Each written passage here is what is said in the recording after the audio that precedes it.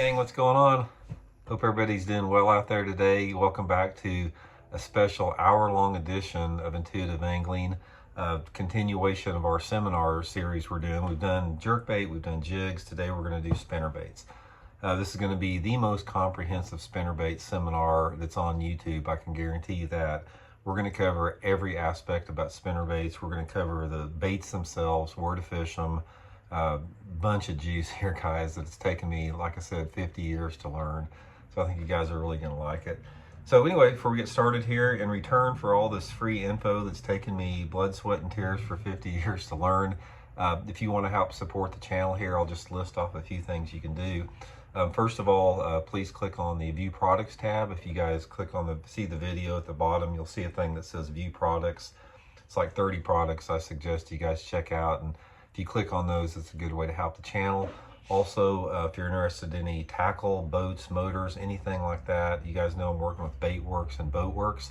I'll include their links in the description. If you use those links, it's a good way to support the channel. Also, if you guys are interested in any of our Fish the Moment Lake Map breakdowns or virtual lessons or virtual seminars, please check out fishthemoment.com. I'll put that link in the description. You can also get your Block It Old School jigs at Baitworks, and the link that's in the description. And also, I'll put the Solar Bat link in the description for you guys can order a pair of my Signature Series glasses, the RB2 models. Got a special this month going on, actually. If you buy a pair of them, you get the second pair of equal or lesser value free. So it's 2 for 1 on the sunglasses. I'll include that link in the description. And finally, if you guys are interested in becoming two things. If you're interested in becoming a channel member, please click on the little play button on my YouTube homepage down at the bottom right. You can get some information on becoming a channel member. And finally, if you're interested in booking an on-the-water lesson with me, shoot me a private message on my Facebook page, Randy Block, a Professional Angler. Okay, got all the plugs out of the way, guys. Okay, let's get into this, man. This is going to be it's going to be a hardcore spinnerbait deal here. I'll show you guys my spinnerbait selection. I'll got it laid out here before we get started here. I got everything laid out right there. That's just some of it. I got a lot more, but that's just what I got out for this seminar here. So anyway, let's talk a little about spinnerbaits. Spinnerbaits have been around forever, man. They've been around for like 60, 70 years, at least, some version of the spinnerbait. You had, I think, even before that, there was a one called the Shannon Twin Spin, I think was around in the 30s or the 40s. But the spinnerbait was one of the original old school bass fishing lures. When bass fishing started to take off in the 70s, a spinnerbait was like one of the premier lures for bass fishing. The first Bassmaster Classic was one on it. A lot of Bassmaster Classics were one on it in the 70s. They've evolved over time as far as the attention to detail on them, as far as the attention to detail on the heads. For example, if you look at this Megabass SB3 spinnerbait here, look at that head on it. You know, before it was just a lead head, you know, so we've come a long way in the attention to detail. But ultimately, the spinnerbait has remained unchanged. It's basically a lead head, a hook, a skirt, and a blade configuration. So there's a lot to it. Spinnerbait fishing is not as simple as what a lot of people think, because there are so many variables involved in it. You've got the head size, the head weight, you've got the profile of the spinnerbait, you got the skirt material, color of the skirt, you've got different blade configurations, you got different wire diameters, you got different wire lengths. So there's a lot to go through. So what I'm going to do here, guys, I'm going to go through my spinnerbait selection, and I'm going to pick out the spinnerbaits that I use, and I'm going to tell you when and where. I think that's probably the best way to do this. But first of all, let me run through before we get into the actual spinnerbaits here, let me run through a seasonal approach to spinnerbaits when they start working. For the most part, winter time, and so we'll start winter, spring, summer, fall. Winter time is going to be the least effective time for spinnerbait in most man-made lakes. When the water temperature starts to get down into the 40s or to the coldest point of your water temperatures, a lot of times the spinnerbait is not near as effective. Now, There are exceptions to that rule. Say, for example, if you're fishing in January in Texas, like at Lake Sam Rayburn or Toledo Bend, or even in Florida, some of the southern fisheries, a spinnerbait can be really good because you don't have what is considered winter down there compared to like my part of the country or even north. So that is an exception to the rule. But if you live sort of in the same geographical area that I do, as far as TVA lakes, Ozark lakes, some of the Carolina lakes, even down into North Georgia, North Alabama, and up north, spinnerbait is just simply not that effective in the wintertime. Not to say you can't catch them on it, but that's not the time. The times when a spinnerbait starts to really play is during the pre-spawn. When you start having the water temperatures begin to rise initially above their coldest points. Say, for example, if the coldest point in the lake that you fish was 45 degrees in January, and you gradually started to notice a rise to where in March, say the first part of March, you start hitting that 50-degree mark. Guys, once that water temperature starts to rise maybe 5 to 8 degrees above its coldest point, that is when the pre-spawn spinnerbait fishing kicks in. And the pre-spawn spinnerbait fishing is the best time of year to catch the big fish. And I think what I'll do here is I'm going to tell you the best spinnerbaits for the times of the year. That may be the best thing to do. So we'll get into the pre-spawn a little bit. My favorite time to fish a spinnerbait, I've got two favorite times to fish it, and that's during the pre-spawn, and the other time is in the late fall. Now, I fish them all year round except for the dead of winter, but those are the times that I really, really think they're one of the best baits you can throw. So when that water temperature starts to get, around 50, 55 degrees, especially 55 degrees, spinnerbaits are one of the top lures to catch big fish because the fish are sort of in that position. They're set up in those areas, and the bait fish is mature that time of year. Your gizzard shad, your threadfin shad are larger than they've ever been. So in the pre-spawn is a great time of year to fish a spinnerbait. Now the key, guys, to fishing and catching big ones during the pre-spawn on a spinnerbait is you want to use a big spinnerbait. This is the time of the year that I'm using the biggest spinnerbait that I have in my box. For example, this is sort of like my go-to here. This is a 3/4 ounce spinnerbait, large profile. Always got a trailer on it during the pre-spawn, and I've got big blades on it. I've got like number 6, number 7 willow leaves with a smaller Colorado, a big profile spinnerbait like this. Now, the reason that I'm using this big spinnerbait like this is because the bait fish are bigger that time of year. And it's all about slow rolling this thing. Sometimes I will use like a single Colorado instead of the willow leaf configuration, still the same 3/4 ounce, but with a single Colorado, especially if the water's a little bit more off colored. You got a lot of thumping, you can reel it really slow, catches a lot of big fish with the big Colorado, but I really prefer the big willow leaf. So the things you want to look on this thing is the areas are real key as far as to where you want to fish this in the pre-spawn. If you're fishing, and I'll break it up into two different areas. I'll do man-made lakes, and I'll do some lakes that have some grass in a little bit. If you're fishing man-made lakes, man-made impoundments during the pre-spawn with the spinnerbait, it's all about shallow cover, and that cover is depending upon what your lake has on it. If, say for example, here in Missouri, one of the best ways to fish a spinnerbait during the pre-spawn is slow rolling it down steeper rocky banks. There are type of areas where these fish are staging, getting ready to go spawn when that water temperature reaches about 60 degrees. So the things that I like to look for in my part of the country, and any lake that I go to that has a variation of rock size and rock cover, is I'm looking for steeper 45 type degree angle channel banks, or just steep banks in general. Throwing that spinnerbait right up on the bank, slow rolling it down into 3, 4, 5 foot of water. It's going to be a really good way to catch big ones with that. Water clarities, surprisingly, it's very all over the board. You can catch fish on this if the water visibility is a foot, or if the water visibility is 6 foot in clarity. That works really good under a lot of different conditions with that.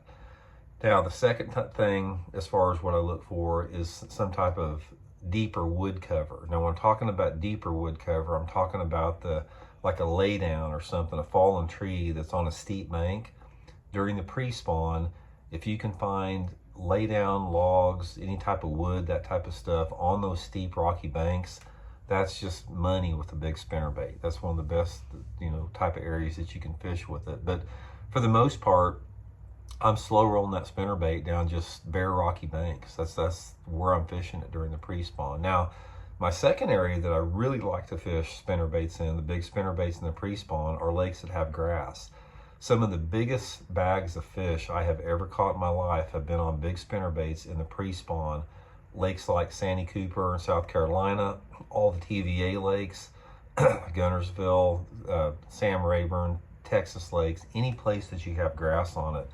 If you get out there on those deeper grass flats, say in that 5 to 10 foot zone, there's very few lures that can outproduce a big spinnerbait over the top of grass. And that is when I do like to use the Colorado blade. I've caught some giant bags on a Colorado blade. In fact, this one right here, guys, this is the exact one. The biggest bag I ever caught in my life in a tournament was a Bassmaster tournament at Lake Gunnersville years ago during the pre-spawn. With this blade, this is like an old Strike King diamond back blade. They don't even make it anymore. But I was slow rolling this over those grass beds on Lake Gunnersville and caught a really big string of fish doing that. But that, like I said, is by far my favorite time to catch big ones on that. I usually use two different sizes. I'll use a 3/4 ounce or a 1 ounce size. I probably prefer the 3/4 ounce for slow rolling in the pre-spawn, simply because I think you got a little bit more versatility and feel with it. The 1 ounce to me it's pretty heavy, and about the only time that I will use the 1 ounce is if the wind's blowing really hard, or if I'm using a really big blade like the number 8, like a big giant number 8 size. There's sort of a difference here. This is the number 7 here, and the number 8's even bigger, and the number 8 will really lift a lot. If I have one in the, see, there's one. That's the number 7 there, but the number 8 blade will really lift a lot. So I think, let me see if I can find one here, guys. If I can get that here. I'm going to turn the camera off real quick. I'm going to find my number 8 blades. Okay, we're back on. I had to dig out my number 8 blades. Here's the difference between the two, guys. Here's the number 7 right here that I'll use with the 3/4 ounce most of the time. And here's the number 8 right here. You can see the difference on it. The number 8 blade, this thing really lifts a lot. So I'll use the big 1 ounce spinnerbait. It makes even the bait even a bigger profile, and the amount of thump and draw and drag that this bait has, it can handle that 1 ounce head pretty good. So that's a big consideration with that. Another thing about slow rolling the spinnerbait is you need to keep the bait, I have found, in pretty close contact or proximity with the bottom. So my favorite way to fish it is, say if I'm on a channel bank, I'll make a 45-degree angle cast down that channel bank. I'll keep my rod tip high when it first hits the water, and as the spinnerbait, I'll make that cast out there, and as that spinnerbait is falling, I gradually lower the rod tip like that. And I'm lowering the rod tip like that because I'm trying to feel that bait as it goes down that drop like that. And ideally what I'm trying to do is I'm trying to keep this bait maybe like about a foot above the bottom. That's when normally you're going to catch your biggest fish with it. Same with the grass beds too. Most of the time I'm trying to keep that spinnerbait coming through the grass or ticking the grass, or I don't want it to get very far away from that. These fish that you're targeting during the pre-spawn are not suspended fish, so you don't want to have these fish to have to chase a long way. These are fish that are sitting on the bottom, so that's why you want to keep your bait a little bit closer to the bottom with that. Another thing we'll talk about is weather on this. By far, the best conditions for a big spinnerbait during the pre-spawn is your nasty days. Your windy days, especially days that have a windy, like a strong south wind, like a falling barometric pressure, a south wind of 10 to 20 mile an hour, and low light conditions, like some type of a heavy overcast or rain. Those are going to be the days you're going to catch your biggest bags slow rolling those spinnerbaits. Now, this isn't to say you can't catch them in a lot of different conditions like that, because During the pre-spawn, they'll bite it before front, after front, whatever the conditions are. But those are the optimum conditions. The worst conditions you can have for slow on a big spinnerbait are bright skies, a lot of light intensity, not much wind, and clean water. That's when it's not going to be that productive. So try to key on those situations where it's those nasty days. But guys, I'm telling you right now about this big spinnerbait deal. It's if you haven't got onto this, it's really a good thing to do. Now, we'll talk about trailers a little bit later here, but that's the basic setup for that. So the pre-spawn deal, this big spinnerbait deal, it usually lasts between when the water temperature is between 50 to 60 degrees. That's when it's at its optimum. And the one thing you have to remember is that not all bass spawn at the same time. So there's been a lot of situations where guys have been catching fish on bedding, like visible bedding fish. The fish are spawning. You can still catch some of those late pre-spawners on those same type of areas. So I throw it, my rule of thumb on the big spinnerbait in the pre-spawn at 50 to 60 degree water. That's when you're going to get your biggest bites on it with that. Okay, next let's move into the spawn time of the year. The spawn time of the year is probably it's probably second to winter as the least productive time for a spinnerbait to work. One of the things you'll notice about when the bass are getting ready to spawn and when they're in that mode to spawn, let's say for example it's the mid part of April, water temperatures in their low 60s, a lot of fish are starting to spawn. When a bass is in the spawning mode and when their personality is that of they're focused on spawning, they don't like to hit moving lures. That's why your slow baits when the bass are spawning always work better, like your wacky rigs, your Cincos, the jigs, creature bait, shaky heads, all that type of stuff. The bass do not like to chase a bait during the spawn when they're in that mode. So that's why you're not going to catch many fish on a spinnerbait in the spawn. It picks up for me again in the post spawn. That's when spinnerbait fishing starts to begin a little bit better. And what you're looking for that is after those fish spawn, I'm completely concentrating on the shad spawn. That's what I'm looking for. And the shad spawn is a little bit different because what you're targeting is you're targeting shallow fish, but you're also targeting more rocky areas. I'm trying to find a couple spinnerbaits to show you guys here. So during as the bass get done spawning and the shad start spawning, normally like in May, those shad will spawn a lot of times around dock corners, around riprap banks, around rocky banks, around the outside of grass beds and that type of stuff. And a spinnerbait is one of the top lures that you can catch them with. Now, when the bass are in that type of a situation, after the shad spawn, that's when I'm downsizing my spinnerbaits and I'm going to like a 3/8 ounce smaller profile spinnerbait, something like this. This is a Megabass SV3. It's got some small willow leaf blades. We'll talk about this bait later. Also, it's also good in the fall. But this little finesse type spinnerbait is the one that I go to in the post spawn when there's a shad spawn going on. And basically just fishing it just out of sight, anywhere that I can see those shad flickering. And like I said, some of the best areas that you can get on is if you've got seawalls, riprap, around boat docks, just anywhere you see the shad spawn. And shads spawn wherever they spawn. You'll just see them flickering like that. Little small 3/8 ounce spinnerbait is going to be probably the best bait to catch them with that. Also, another thing that goes on during the post spawn like that, because the post spawn will last usually from about April into probably early June, that type of stuff. But if you've got a situation where you've got really dirty water and say for example you got water visibility of less than a foot, a lot of those fish will get on real shallow dirty water cover. And this is the time that I like to go back to the Colorado blade, but I'm downsizing to a smaller one. Like this is a number 5 Colorado. And during the post spawn, like in May, is if you've got a lake that has shallow flooded bushes, shallow laydowns, anything like that in dirty water, downsize into a little number 5 single Colorado, fishing it around those isolated wood targets is a really good way to catch them. A lot of those, you know, mid to late post spawners, that type of stuff. So getting into summer here, summer, there's a couple different aspects we'll talk about summer too, depending upon the type of part of the country that you're in. We'll talk about the mid part of the country or south, and the northern smallmouth fisheries a little bit. During the early summer, when the post spawn leads into summer, that is when you can catch fish again on the big spinnerbait, but you're slow rolling it on structure.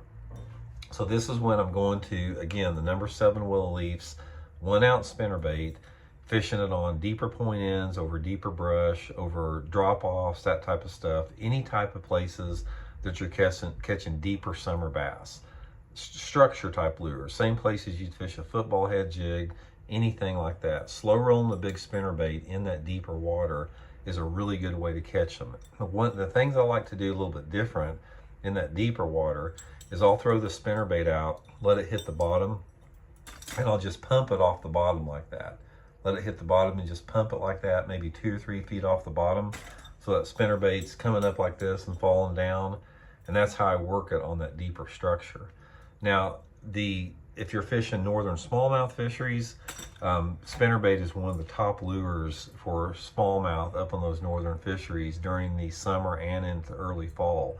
In that situation right there, what I'm doing is I'm burning a heavy finessey spinnerbait. Like this is that Megabass SV3. By the way, Baitworks has got a bunch of these if you guys want to order them through that link. But I go to like a 3/4 ounce head with small willow leaf blades like this. And if you're fishing any of those big smallmouth lakes, all the Great Lakes, St. Clair's, Champlain, Minnetonka, you know, all the Finger Lakes, all that type of stuff, this big, heavy, finessey spinnerbait with the small blades, throwing it out over those main lake flats and shoals and just burning it an inch under the water, you can catch some giant smallmouth doing that. Usually from about June all the way up into early October. It works good in that type of a deal. And the next one would be, the next summer pattern that I have with it is fishing shallow, dirty water. Now, this is something that we do back here in my part of the country a lot, and in Oklahoma. If you have lakes that have, again, dirty water, a lot of shallow cover, a lot of shallow wood cover, just the standard 1/2 ounce, you know, number 5 willow leaf spinnerbait is going to be a really key deal. This is the bait that I go to fishing shallow wood cover and dirty water in the summertime. I don't do as good on Colorado in the summer for whatever reason. They don't want that vibration and the displacement. They like the willow leaves better. But guys, one thing that I will tell you, and we'll talk a little bit more when we get into skirts, is the live rubber skirt, the old school skirt like this in the summertime. This will get you more bites than anything. This is, guys, if you can take anything away from the seminar that I'm doing that's going to help you, the one little tidbit of information is get you some of these live rubber skirts like this. You know, some of my buddies in Oklahoma, like Norman Martin Jr., they're masters at this type of stuff. They know all about it. But this will get you more bites in the summer. Just the standard 1/2 ounce spinnerbait, number 5 willow leaves on it. Just making short casts around whatever shallow cover is available. Probably that to me is probably if you have one aspect of spinnerbait fishing that's the funnest, it's throwing it to visible targets and reeling that spinnerbait just under the water and just seeing that boil underneath it. To me, that is like the epitome of bass fishing. So I love that type of bite in the summertime for this type of a spinnerbait setup. Now, getting into the fall, after we get into this, then I'll break the baits down more. Getting more into the fall here, the fall to me, there's 2 different spinnerbait scenarios that go on. The finessey spinnerbaits are going to work good, and the big spinnerbaits are going to work good, depending upon the water temperatures and the clarity and the lake that you're fishing. Let's talk a little bit about our big spinnerbait again. That's the same one we're going to mention a lot. You're going to hear me talk a lot about these 2 types of spinnerbaits. The little finessey one, with the small willow leaves on it, like this one, or the big one. And spinnerbait fishing, I like big or little most of the time. These are going to be 2 good ones in the fall. Let's talk a little bit about the big ones in the fall.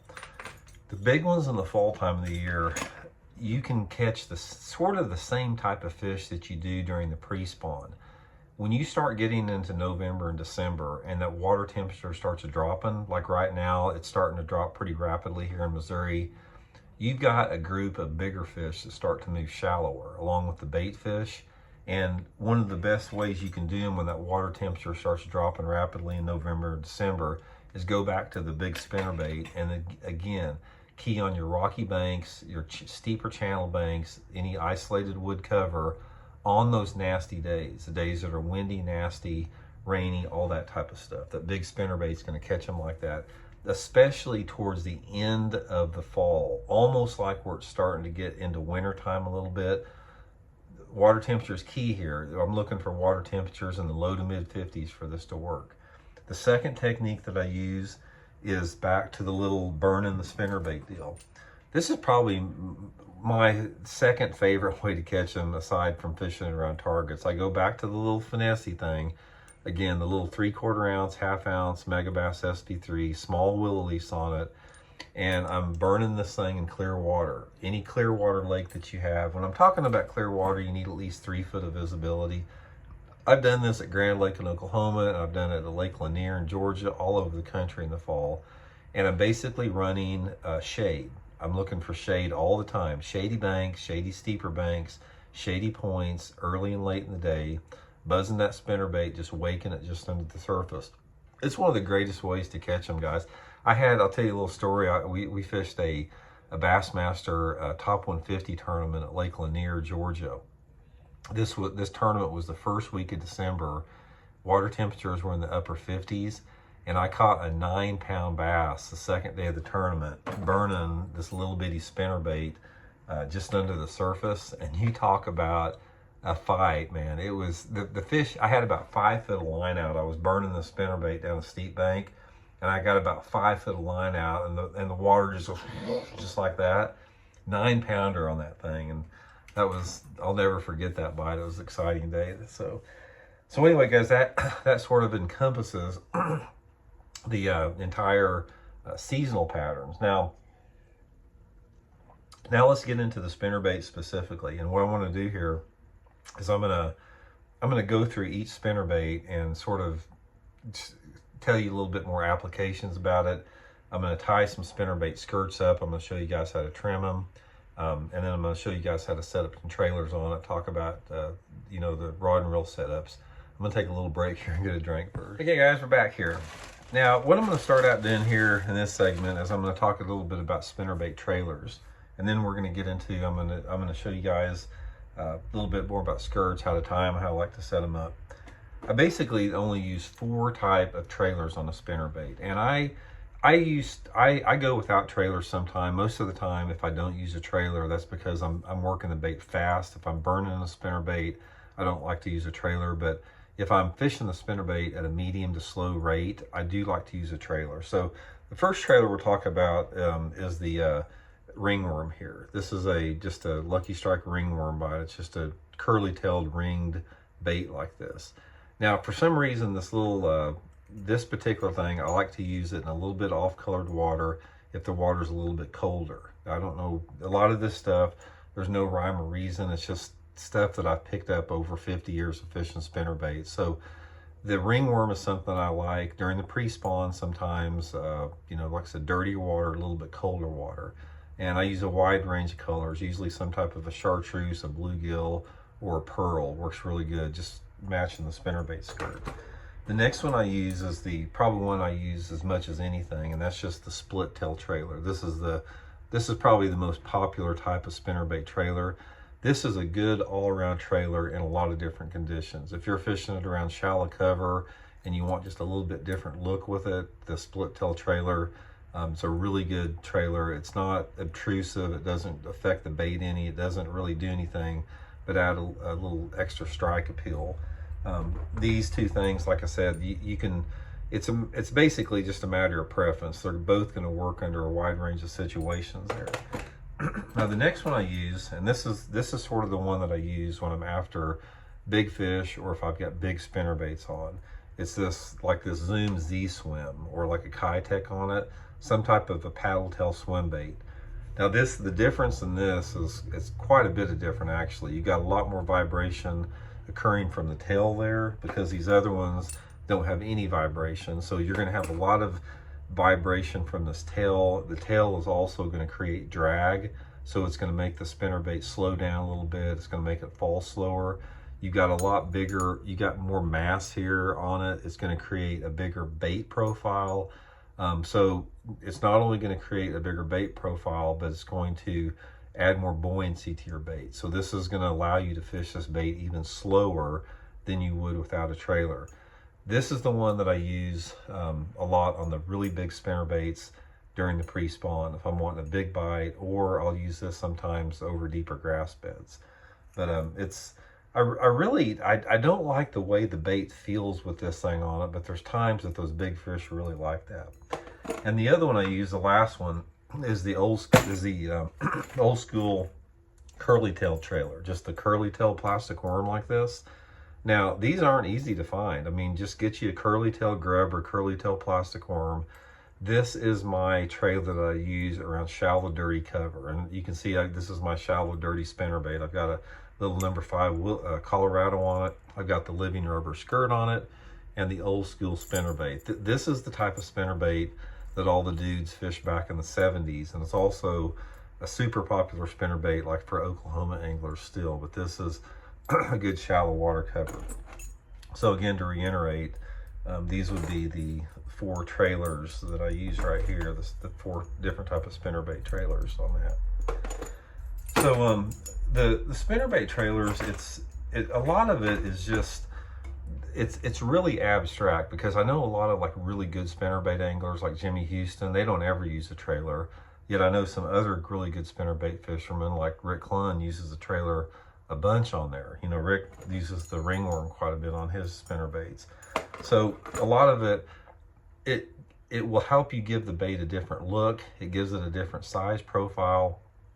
And it's just, you got to figure out what the fish want. So just experiment with colors, experiment with different profiles on it.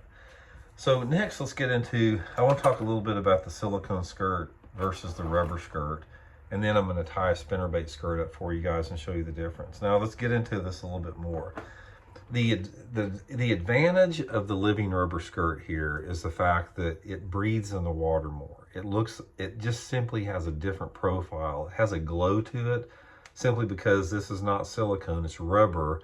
It's a flat rubber, and you're limited in the colors. This thing has, the live rubber has a very limited color range. You've got some chartreuses, some whites, blue, orange, and that's about it as far as the spinnerbait. Therefore, this is sort of a dirty water setup. Anytime you're using the live rubber, it's more for dirty water. But guys, it will outproduce the silicone in dirty water for sure. It just gives it a completely different look. And the advantage of the silicone skirt is you got a huge range of colors in there. You've got, you know, dozens and dozens and dozens of different potential spinnerbait combinations that you can go through color-wise. That makes a big difference on there. Now the colors, I'm going to tie one up to show you guys how to tie it and how to get the links right on it. But let's talk a little bit about color first. You've got 3 or 4 basic different colors I use. The first one is like this one, is the perch color. This is like a bluegill color. You'll find out that the bluegill colors work a little bit better in the summer when the fish are feeding more on a bluegill. Usually got some type of orange chartreuse, maybe blue, something like that. That's one color pattern. And then you got, you know, like the solid pearl or solid white. This is a favorite of a lot of people. Personally, this is not one of my favorites. The only times that I use like the solid whites or the pearls is in really dirty, off-colored water, because this bait will really stand out a lot. You do not want to use that in clear water. That's a good setup for there. The best all-around color you're going to find is the pearl or white and chartreuse. Again, this is good in dirty water. It's also good in low light conditions. Most people, this is their go-to color for a reason. It's pretty versatile. It'll catch fish in a lot of different conditions. Bass seem to really like it with that. And then one of my favorites is just the solid chartreuse, guys. The solid chartreuse silicone. I catch a lot of fish on that when I mix it up with a contrasting color like white on there. So those are the basic ones I use. I use white chartreuse, solid chartreuse. I will use also like a more of a translucent at times. Like you can get some of these translucent skirts, almost like they've got some blue glimmer in them, really see-through type skirts. This would be my clear watercolor that I go to, which it seems like to me that the clear translucent, I probably get more bites on it than about any color, but then again, it depends on the cloud conditions and the water clarity that you have with that. So that's the skirt color. So next what we're going to do, guys, is I'm going to show you guys how to tie up a skirt, and I'm going to tie the skirt up, and then I'm going to show you guys how to set up the trailer and how to set up the trailer hook on it. Now this is a big deal. So basically what I'm going to do here is I'm going to build you a spinnerbait like I like to fish it from scratch here, sort of show you guys what it looks like. So we're going to start out with just a double collar rattle like there. Now I'll tell you guys one thing about the skirt deals. If you want to do something that will really improve your fishing more than anything else, is get you a box of skirt layers and start tying your own skirts, because there are very few things that you can do that's going to help you catch more fish than being able to tie up your own spinnerbait skirts. Not just spinnerbait skirts, but jig skirts. Jigs or spinnerbaits both. The thing about that, why it's so good, is you can make adjustments when you're on the water. I mean, you can literally take your skirt tying kit with you out on the water, and you can adjust to the different changing light conditions, the different changing water conditions, the water visibilities, and it's just one of the best things that you can do to really take your game to the next level. Okay, so anyway, I'm going to start out here. We got 2 skirt layers. Most of the time on spinnerbaits, I'm using 2 skirt layers like this. You can buy these at about any tackle store. Again, Baitworks has them. If I'm throwing a big spinnerbait, like a 3/4 ounce or something like that, sometimes I'll put 3 skirt layers on it. It gives more mass, and the more skirt layers that you put on it, not only it's going to create a larger profile, but it's also going to create more bulk, which slows the spinnerbait down. So that's another thing to remember. So next we're going to do, we've got our skirt tying pliers here, and then we got the just the little skirt ring on there. So this is pretty simple to do if I can get it without popping out. Anyone can learn to do this. Just put it on like that where it extends out. Actually, my little thing, my extender that held it in place, I lost it, so I got to hold it open. And then the next thing you do is just get your skirt, put them together.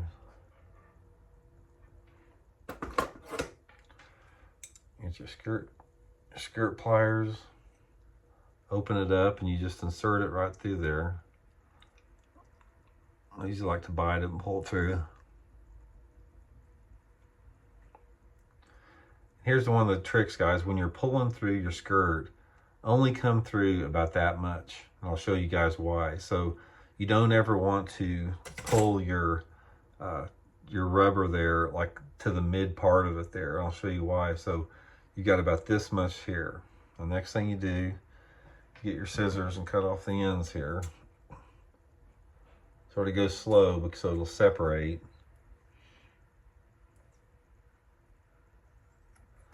And then make sure before you put it on that you make sure all your fibers are separated like that. Okay, so what you want to do is this is the way it looks after you got it. You got the short end like that. So take the long end up high and put the long end down like that. And then get your spinnerbait. Slide it over there. And the reason you want to leave it long on the end like that is because it simply gives you more skirt to work with. If you don't do it like that, you're not going to have enough skirt material on the head, and you're not going to be able to do what I show you. So when you put it on like that, see what happens is the longer strand of the skirt extends down, and this is what you want, guys. You do not want a uniform, never like trim your spinnerbaits uniform. See how you got different lengths on there? And by tying your skirt like that, it gives it different lengths. So even to me, this is even a little bit, see how uniform that is? So what I like to do beyond that is after I tie it, I'll go through and I'll just nip off some of the, just a couple of the layers midway up to get some of the skirts hanging out like that. I want it sort of gnarly looking. I think that's a big part of it with that. Okay, so I got it like that. Now the next thing I'm gonna do is I'm gonna put my trailer on. Now the trailer length, a lot of it has to do with the profile that you want with your bait. You know, if you want a smaller profile bait, you can trim your skirt back and you can use a shorter trailer or not. But if I'm using a trailer, most of the time I'm using a full trailer because I want that increased profile size. So I'm using the whole thing. So I'm gonna come through with this ringworm here. Another thing when you're putting your trailer on is make sure that you thread it through there correctly to get the worm completely straight. You want it hanging straight at all times. So that's the way we got that looking up there. Now the next thing I'm gonna do is I got to put my trailer hook on it. One of the things I will tell you about trailer hooks, guys, is you will get more bites without a trailer hook by far. I'm convinced that if you throw a spinnerbait without a trailer hook, say for example, if you throw a spinnerbait without a trailer hook and you catch 10 fish in a day, I think if you would have thrown that same spinnerbait with a trailer hook on it, you would have caught maybe 7 fish. I think you get more bites on a spinnerbait without a trailer hook on it, but I think that it's offset but a lot of times you're going to catch a few fish on the trailer hook that you wouldn't have caught with the main hook. So it's sort of 50-50. So I use a trailer hook most of the time. I think that the losing or not getting the bites is offset by catching the fish that do bite it more. The next thing you want to do is this is off just a plastic milk jug. I just cut out a section of it. Take you a section of the plastic milk jug and just cut you out a little square like that. You don't ever, in a spinnerbait, in my opinion, you don't ever want to use some type of a keeper that keeps your hook stationary. You always want to have something to swivel, and I'll explain that next. Next thing you want to do is get your trailer hook. I got the Gamakatsu G-Finesse trailer hook. Guys, here's another big tip I'll give you on spinnerbait fishing or buzzbait, either one. Do not use too big of a trailer hook. You will get more bites and land more fish by going small on your trailer hook than you will by going big. There's just something about the obtrusiveness of a bait as far as, you know, having a smaller hook on it. It will definitely get you more bites with a smaller hook. So you can see the difference in the size between my trailer hook and my main hook there. Don't ever put a spinnerbait trailer hook on the same size as your main hook. And then you want to come in with your milk jug piece. Just penetrate the main hook like that. And then I'm going to come through and trim it back where there's less of it visible.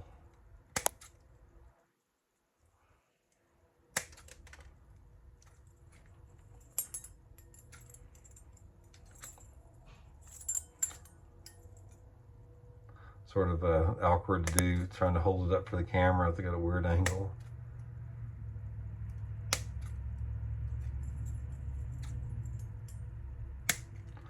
Okay, so I've got it trimmed down real small like that. So this is the way we've got our setup now. Now, the reason you want this is if you use a traditional trailer hook keeper, like a lot of people do, where they just thread it over the eye of this, and your hook stationary, what happens 99% of the time when you cast out there, the thing is going to get stuck off to the side like that. So your spinnerbait hook trailer is going to be running off to the side because it's never going to stay straight. It's going to be running off to one side. Doing it like this allows it to swing freely, so it's always in line with your spinnerbait, perfect like that, which is good. Another thing out there is when you get a fish on the trailer hook like that, they'd have less leverage to throw the bait. You know, this thing is moving back and forth, so you're not going to lose as many fish jumping off. So this is the final spinnerbait setup there, like that. Okay, Now what I'm going to do is I'm going to go through my spinnerbait box and I'm going to show you some of my favorite spinnerbaits, and then we're going to talk a little bit about the tackle to throw it on. Okay, I'm gonna go through my boxes, guys, here, and I'm going to show you just some of my favorite baits. You know, the ones that we've talked about, some of them already. So let's talk about this first one, guys. This is one of my big secrets here I'm going to share with you guys, is the solid chartreuse Colorado blade. You can make these. If you don't have them, just get you a number 8 Colorado blade and paint it chartreuse. Guys, this is a deadly dirty watercolor. If you've got muddy water, like water visibility of say 4 to 8 inches, this solid chartreuse blade is going to catch you a bunch of fish with a solid chartreuse skirt on it. So it's a big deal with that. Second to that is another big deal, and this is a real big deal in the Ozarks, is the painted blades of very different paints. Now this is what we have here. It's a combination of a white and chartreuse blade. It's got copper on back. Guys, this again, this is a really good dirty watercolor. It works really good, shallow laydowns, dirty water. Also, this thing can work good sometimes burning it in clear water, like in the fall time of the year. But in the springtime of the year, guys, try some of this combo, this white and chartreuse blade. This is definitely going to catch you some good ones. One of my favorite spinnerbaits out there. Next one, we're going to go through some of them. This one, guys, this is one I have in the box here. And like I said, none of these spinnerbaits, I buy them all. I'm in the process, I'm designing a old school spinnerbait for Baitworks, just like we got the Blockets Old School Jig. I'm designing the Blockets Old School spinnerbait. It's going to be out, but all the spinnerbaits here, I buy them just like you guys do. I'm just showing you guys what my favorites are. This Rick Clunn Trickster spinnerbait is a good one, guys. This bait does not get fished much, and I don't understand it because it's really good. It's got that teardrop blade. You've seen Rick Clunn catch hogs on this thing. This is a really good bait when those fish are high up in the water column. I like this bait when you want to keep that bait close to the surface in dirty water. This blade really pulls and thumps hard. The spinnerbait, I'm not that impressed. It's just a spinnerbait, but the main thing is this teardrop blade on here. This thing, say for example, if you're fishing shallow rock or wood and you've got this much water visibility, waking this thing just under the surface will catch big ones. This is the Trickster spinnerbait here. With it. Next one, guys, we'll talk about. This is rapidly becoming one of my go-to spinnerbaits. Is this Megabass SV3? We've talked about this in the video so far. Guys, this thing is the real deal right here. You can get them at Baitworks, link in the description. This has got the original fish head design. All the fish head designs you guys see out there on baits, Megabass designed this back in the 90s. Everything else was copied off of Megabass. You got this fish head design. You've got this nano hook on here, razor sharp. You've got a really good keeper. You've got a hand-tied silicone skirt, various finessey blades. Thing really looks like a bait fish. Guys, I use this spinnerbait a lot. I use it for burning mainly. I also use it fishing around shallow cover and shallow rock or on docks. It's a good all-around spinnerbait. It's one I'd highly suggest that you guys try. And even though it's a Megabass, it's not that much more expensive than just a regular spinnerbait. Next one we're going to talk about is I should have got these things laid out. I didn't have them laid out as good. But we talked about some of the videos here, but I want to go over them again. Again, guys, the big willow leaf and the big Colorados like this. This is, again, some of my favorite ones. 3/4 ounce most of the time. Definitely want to get you some of these in your box. We talked about that extensively. And then next one, finally, the last one I'll talk about here is this large, long-bladed, double tandem willow leaf like this. Now, this is a hog collar model right here, but you can see how long this arm is. And having this long arm with the two willow leaves, it creates a really big profile, but you don't have the big blades. There's something about the way this thing looks. It's almost like a mini Alabama rig. Most of the time it's a 1/2 ounce, 3/4 ounce. This is a really good bait that I fish around your traditional spinnerbait areas, just around shallow type cover. So that's the setup with that. So finally, let's talk a little bit about equipment with it, spinnerbait equipment. I use a wide range of setups as far as with spinnerbait. So I'm gonna talk primarily about the size of spinnerbait in relationship to the setup. If I'm gonna start big and go small. If I'm using a big spinnerbait, like a 1 ounce like this, 3/4 ounce or 1 ounce, as crazy as it may seem, guys, I throw this on a flipping stick. You know, I throw it on that Megabass Alkalies flipping stick, usually on 20 to 25 pound tests, Seagar and Vizex line. And the reason I like the flipping stick on it is when you got a big 1 ounce spinnerbait like this, going slow through the water, and you've got all these big blades and the wire, and you've got the trailer in there, and you got a big hook. When you get a big fish that comes up and hits this thing, say you get a 7 or 8 pound bass that comes up and gets this whole spinnerbait, you got to put a tremendous amount of pressure on that fish to move the spinnerbait into a bass's mouth that's clamped down hard. And if you don't have a big heavy setup, you simply can't do it on a big spinnerbait. I mean, if you try to throw a 1 ounce spinnerbait like on a 7-foot rod, it feels like you're throwing going crappie fishing. So guys, if you're throwing your big spinnerbaits, put them on your flipping stick with heavy line like that. Another good thing about the big rod is that you can make a longer cast because the rod's longer. If a fish hits you way out at the end of the cast, you can take up a tremendous amount of line on the hook set with the length of the rod.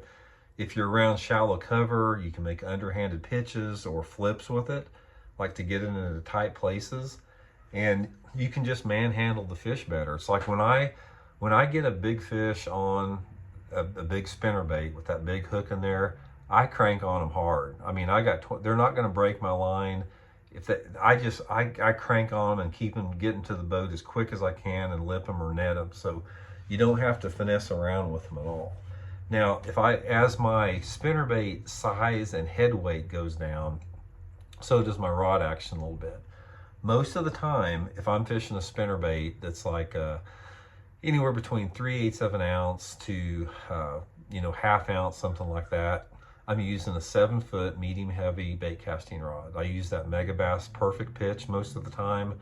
3/8, 1/2 ounce spinnerbait, it casts really good with that. The medium heavy action on there, it's enough power to drive that bait through. It just handles and feels the bait a little bit better. And most of the time with the 3/8 and 1/2 ounce, depending upon the water clarity and the visibility, I'm using anywhere between 17 to 20 pound test Seagar fluorocarbon line. All the reels I use, I buy them like you guys. I use the Lew's BB1 Speed Spool 7-to-1 retrieve on all the spinnerbaits. And if I'm using a smaller spinnerbait, say if I'm using the real finessey ones like the 1/4 ounce or 3/8 ounce and a small one, that's when I'm going to, like a 7-foot rod with maybe some type of a little bit faster tip. Excuse me, because I need if I'm throwing that lighter spinnerbait, especially around targets, if I've got a little softer tip on that 7-foot rod, I can make a little bit more accurate cast. And since it's got a small hook on it and a smaller profile, I don't need as much pressure. But again, I'm using anywhere between 15 to 20 pound test line, even with that. I don't ever use on a spinnerbait. 15 pound test is the lightest I ever use, and that would be completely relegated to burning the spinnerbait over clear water where I need to make extremely long casts with that. So anyway, guys, that's today's spinnerbait seminar. I think we covered quite a bit on there. There's more details on that. One other thing I want to cover with it is let's talk a little bit about retrieves, then I'll wind it up. The basic spinnerbait retrieves that you have are burning a spinnerbait, slow rolling a spinnerbait, and just reeling a spinnerbait at a medium retrieve.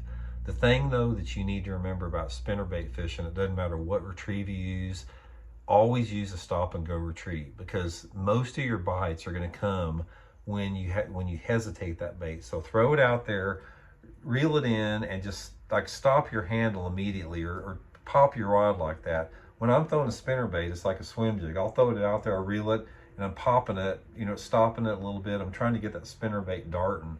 So never use a spinnerbait with just a straight standard retrieve on it, try to do something to trigger that fish. So there we go, guys. Spinnerbait, that should give you guys a good foundation to begin with on your spinnerbait fishing if you are not familiar with it. And if you are a good spinnerbait fisherman, maybe I picked up a trick or two there. Hope you guys enjoyed that. So again, guys, thanks for tuning in. Much appreciated. And we'll be back soon with another one. See you.